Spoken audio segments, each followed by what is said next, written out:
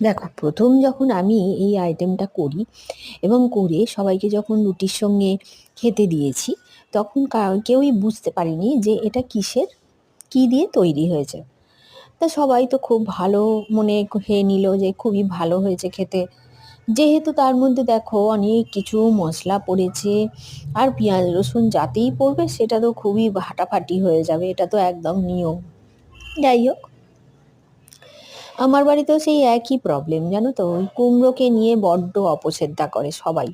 কিন্তু কুমড়োকে আমি খুব ভালোবাসি, আমার খুব ভালো লাগে কুমড়ো খেতে। কুমড়োর বিশেষ করে ভাজাভুজি খেতে কুমড়োর ভালোই লাগে, এবং কুমড়োর যদি ভর্তা করি সেটাও আমার খেতে ভালো লাগে। কিন্তু বাড়িতে ওই কুমড়ো, এই ইয়েলো রঙের কুমড়োটাকে দেখলেই ওদের সব রাগ হয়।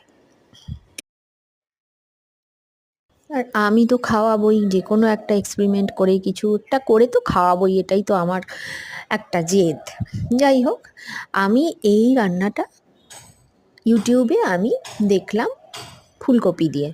তো আমি ভাবলাম যে ফুলকপি দিয়ে যদি খেতে ভালোই হয়, ফুলকপিতে একটা আলাদা টেস্ট আছে, কুমড়োরও আলাদা টেস্ট আছে, তাহলে কুমড়ো দিয়ে করলেই কেমন হয় খেতে।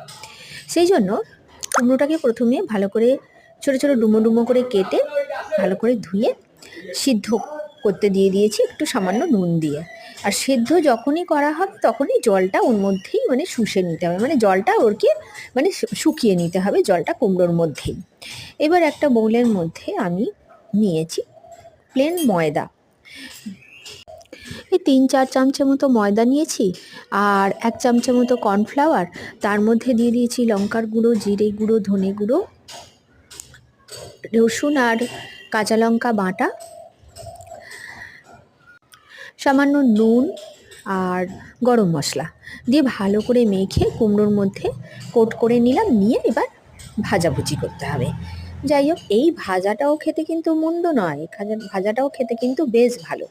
এরপর একটা বাটিতে টমেটো সস নিয়ে নিয়েছি আর সোয়া সস নিয়ে নিয়েছি, নিয়ে সামান্য একটু জল দিয়েছি, দিয়ে একটু গুলে নিয়েছি।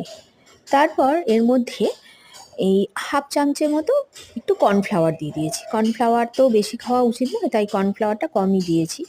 কর্নফ্লাওয়ারটা ভালো করে গুলে নিয়ে এবার কড়াইয়ে তেল দিয়ে, ওই তেলেতেই যে তেলেতে আমি পকোড়াগুলো ভেজেছি সেই তেলেতেই রসুন কুচো, ধনেপাতা কুচো আর লঙ্কা কুচি দিয়ে ভালো করে নেড়ে ওই ওই কর্নফ্লাওয়ার আর সস দিয়ে ওই গোলাটা ওটা মধ্যে দিয়ে দিলাম। এবার আর কোনো কিছুই দরকার হবে না করতে, এবার শুধু নাড়ানাড়ি করে একটু জল দিয়ে পকোড়াগুলো ছেড়ে দিয়ে সামান্য একটু চিনি দিয়েছি যাতে একটু স্বাদটা ভালো লাগে। ব্যাস হয়ে গেল রান্না কমপ্লিট। এটা হলো পামকিন 65।